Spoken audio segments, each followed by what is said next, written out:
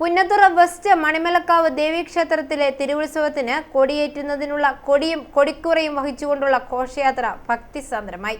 ചിങ്ങളത്തു നിന്നും രഥഘോഷയാത്രയായി പുറപ്പെട്ട് വൈകിട്ട് ഏറ്റുമാനൂർ ശ്രീ മഹാദേവ ക്ഷേത്ര മൈതാനിയിലെത്തിയപ്പോൾ തിരുവിതാംകൂർ ദേവസ്വം ബോർഡിന്റെയും ക്ഷേത്ര ഉപദേശക സമിതിയുടെയും നേതൃത്വത്തിൽ സ്വീകരണം നൽകി.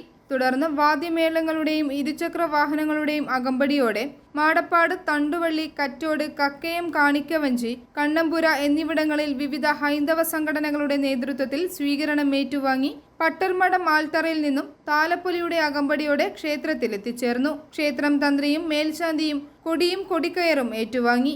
മെയ് 8 വ്യാഴാഴ്ച വൈകിട്ട് 5:30 6 മധ്യയുള്ള ശുഭമുഹൂർത്തത്തിൽ ക്ഷേത്രം തന്ത്രി കുരുപ്പക്കാട്ട് മനക്കൽ നാരായണൻ നമ്പൂതിരി, മേൽശാന്തി മുട്ടത്തുമന മഹേഷ് ദാമോദരൻ നമ്പൂതിരി എന്നിവരുടെ മുഖ്യ കാർമ്മികത്വത്തിൽ തൃക്കൊടിയേറ്റ് നടക്കും.